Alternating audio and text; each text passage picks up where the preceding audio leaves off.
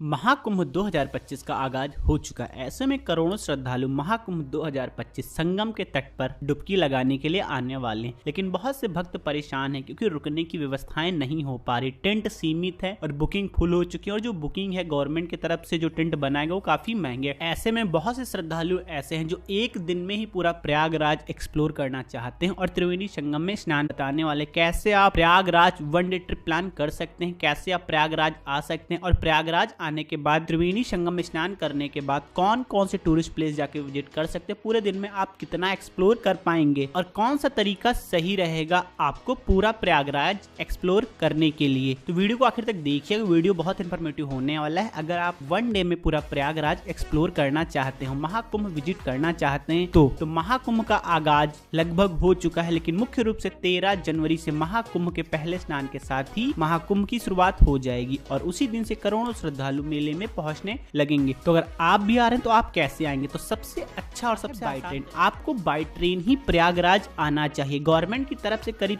13,000 ट्रेनें चलाई जाएंगी महाकुंभ के दौरान। ऐसे में बहुत सारी स्पेशल ट्रेनें भी चलाई जा रही पूरे भारत से। तो अगर आपके शहर से प्रयागराज के लिए ट्रेन है तो आपको बाई ट्रेन प्रयागराज आ जाना है। और आपको अपने प्रयागराज की जो ट्रेन करनी है ऐसे करनी है कि सुबह सुबह अर्ली मॉर्निंग 4 बजे, 5 बजे, 6 बजे, 7 बजे, या फिर बहुत ज्यादा लेट होता है तो 8 बजे तक आपकी जो ट्रेन है वो आपको प्रयागराज पहुंचा दे। अब बात करते हैं कौन से स्टेशन के लिए आपको ट्रेन करनी है। तो प्रयागराज में मुख्य रूप से 8-9 स्टेशन बनाए गए हैं जहां के लिए आपको टिकट मिल जाएगी, जिनमें से पहला स्टेशन है प्रयागराज जंक्शन, दूसरा है प्रयागराज संगम, तीसरा है प्रयाग जंक्शन, चौथा है प्रयागराज रामबाग, उसके बाद है नैनी जंक्शन, प्रयाग छिबकी जंक्शन, रामबाग, फाफामऊ, झूसी। तो इनमें से किसी भी रेलवे स्टेशन के लिए अगर आपको ट्रेन की टिकट उपलब्ध हो जाती तो आप निश्चिंत होकर ट्रेन की टिकट कर सकते हो और बहुत आराम से आप प्रयागराज पहुंच जाएंगे। और ये जितने भी स्टेशन मैं बता रहा हूँ लगभग सारे स्टेशन 7 से 8 किलोमीटर की दूरी पे ही पड़ने वाले हैं, जिसमें से प्रयागराज संगम, प्रयागराज जंक्शन और प्रयाग जंक्शन, ये 3 जो स्टेशन है ये लगभग 4-5 किलोमीटर की दूरी पे पड़ेंगे। और जो प्रयागराज संगम रेलवे स्टेशन है ये सबसे नजदीक पड़ता है। लेकिन अगर आप स्नान वाले दिन आएंगे तो प्रयागराज संगम रेलवे स्टेशन स्नान के 2 दिन पहले से 2 दिन बाद तक बंद रखा जाएगा, क्योंकि प्रयागराज संगम रेलवे स्टेशन से त्रिवेणी संगम की दूरी मात्र 1.5 से 2 किलोमीटर की पड़ती। इसीलिए शाही स्नान वाले दिन अगर आप तो आपको प्रयागराज संगम नहीं जाना पड़ेगा। आपकी जो ट्रेन है वो आपको प्रयाग जंक्शन पे ही उतार देगी, तो आपको प्रयाग जंक्शन उतरने के बाद ही त्रिवेणी संगम तक जाना है।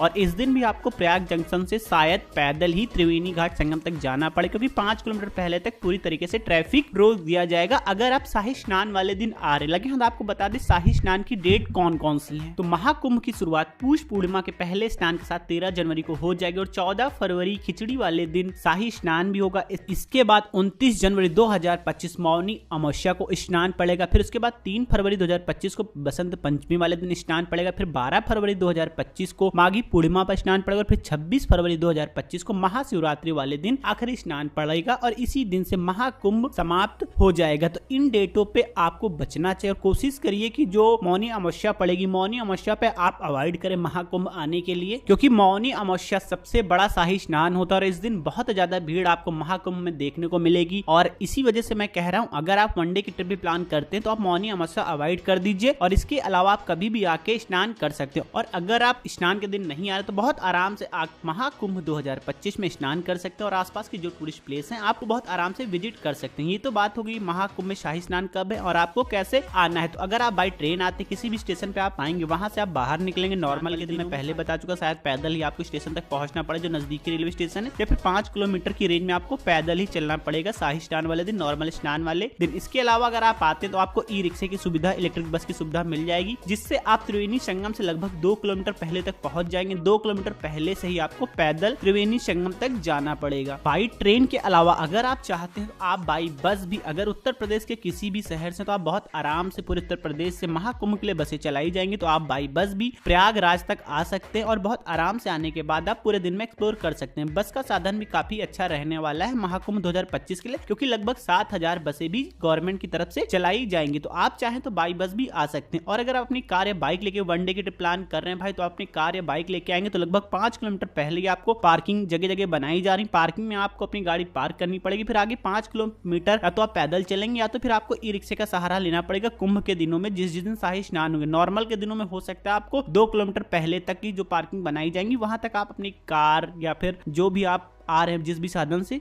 वो आपको वहाँ पे छोड़ना पड़ेगा, पार्किंग में लगाना पड़ेगा। उसके बाद आप पैदल त्रिवेणी संगम तक जाएंगे। और दोस्तों जितने भी भक्त महाकुंभ 2025 स्नान करने के लिए आएंगे तो लगभग भीड़ बहुत ज्यादा होगी, तो उम्मीद ये नहीं कि सभी भक्तों को त्रिवेणी संगम पे ही स्नान करने को मिलने वाला है। वहाँ पे बहुत सारे नए नए घाट बनाए जा रहे हैं, तो जो भक्त जहाँ पे भी पहुंचेगा वहीं पे स्नान कर लेगा। पूरा क्षेत्र महाकुंभ 2025 का त्रिवेणी संगम के नाम से ही जाना जाता है। अलग अलग घाट बनाए जा रहे हैं, कहीं पे पक्के घाट बनाए जा रहे हैं, तो कहीं पे रेत भर के, बालू भर के नदी के किनारे लगाया जा रहा है। तो आप पूरे कुंभ क्षेत्र में कहीं भी स्नान कर सकते हैं। आपको सिर्फ ये कोशिश नहीं करना है कि जहाँ पे गंगा यमुना सरस्वती का जो मिलन होता है, जहाँ पे तीनों नदियों का संगम होता है, वहां जाके आपको स्नान करना है। वहां पे नाव वाले लेके जाते हैं, आपको स्नान करा देते हैं, लेकिन महाकुंभ में बहुत ज्यादा भीड़ होती है, इसलिए आप उस जगह को अवॉइड करें। आपको जहाँ पे भी स्थान मिलता है स्नान करने के लिए, भीड़ कम देखती है आपको, तो आप उनमें स्नान कर लीजिएगा। सबसे अच्छा तरीका यही रहेगा। अब यहाँ पे एक सवाल आता है कि आपको जो एक्स्ट्रा सामान है वो कहाँ पे रखेंगे, तो इसके लिए गवर्नमेंट ने वहीं पे कई जगह पे क्लॉक रूम की सुविधा भी शुरू की है। तो क्लॉक रूम में जाके आप अपना सारा सामान सबमिट करने के बाद आप स्नान करने जा सकते हैं। तो सबसे पहले आप सुबह सुबह ट्रेन से आइए, उतरेंगे, उतरने के बाद आप पहुंचेंगे त्रिवेणी संगम। त्रिवेणी संगम पहुंचने के बाद सबसे पहले आप त्रिवेणी संगम में स्नान करिए। त्रिवेणी संगम में स्नान करिए, पूजा पाठ करिए। आधे एक घंटे में आपका स्नान बहुत आराम से हो जाएगा। स्नान करने के बाद सबसे पहले आपको जाना है लेटे हनुमान जी मंदिर में दर्शन करने के लिए,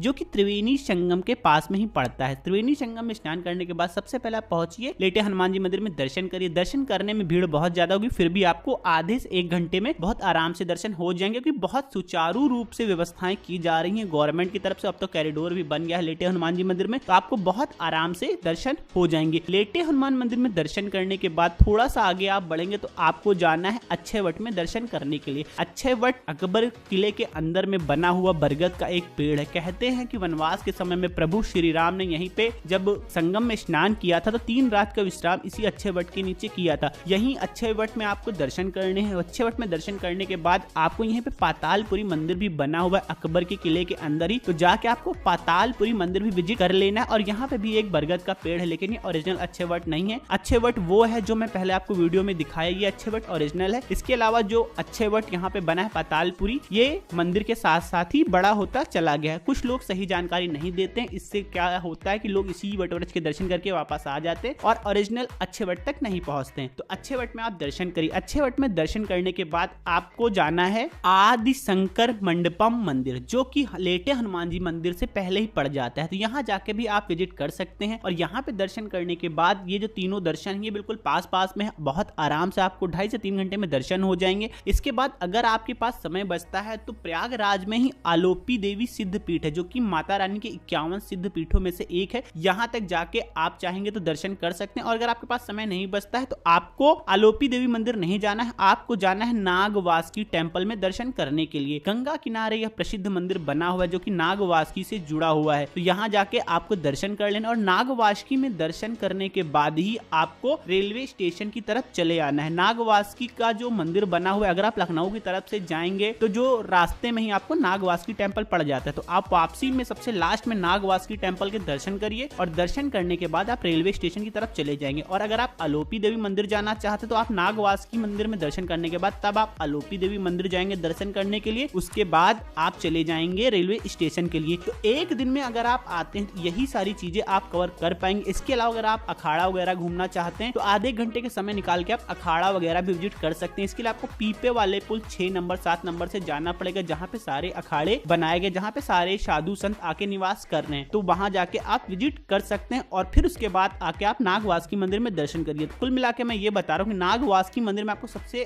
आखिर में दर्शन करने हैं, क्योंकि यहाँ से आगे अगर आपको रिक्शा मिल जाएगा तो आप ई रिक्शे का सहारा लेके चले जाएंगे रेलवे स्टेशन तक। अगर नहीं मिलता है तो आप पैदल ही टहलते हुए प्रयाग जंक्शन तक बहुत आराम से जा सकते हैं, या फिर वहीं से आगे निकलने के बाद आपको जब बाहर निकलेंगे तो वहां से आपको प्रयागराज जंक्शन के लिए फिर जितने भी रेलवे स्टेशन वहां के लिए टैक्सी की सुविधा भी उपलब्ध हो सकती है। नॉर्मल दिनों में अगर आप पैदल आए तो आपको कुछ दूर पैदल चलने के बाद ई रिक्शे की सुविधा उपलब्ध हो पाएगी। और दोस्तों वापसी के लिए आप अगर बाई बस जाना चाहते हो फिर आपको सिविल लाइन बस स्टॉप जाना पड़ेगा, वहां जा सकते हैं। इसके अलावा और कई जगह आपको बस की सुविधाएं उपलब्ध होंगी तो आप बाई बस भी वापस जा सकते हैं। अब एक बात आती है, मान लीजिए आपको सारी विजिट करते करते करते देर हो जाती है या फिर आपकी ट्रेनें लेट हो जाती है, इसकी क्या इंतजाम है? तो जितने भी रेलवे स्टेशन बनाए जा रहे हैं ना, उनके बाहर ही यात्रियों के लिए रैन बसेरे भी बनाए जा रहे हैं। तो अगर मान लीजिए आपको वेट करना है, आपकी ट्रेन लेट है या फिर आप रात में नहीं आना चाहते हैं, फंस जाते हैं, एक दिन का ही प्लान करके रात रुकना चाहते हैं, तो आप स्टेशन के पास रैन बसेरे में भी नाइट स्टे कर सकते हैं और सुबह सुबह भी अपनी वापसी कर सकते हैं। तो सबसे सही तरीका यही होने वाला है कि अगर आप महाकुंभ 2025 में वन डे की ट्रिप प्लान कर रहे हैं, अगर आप सोलो आ रहे हैं, अगर आप फैमिली के साथ आ रहे हैं, तो कोशिश करिए कि आप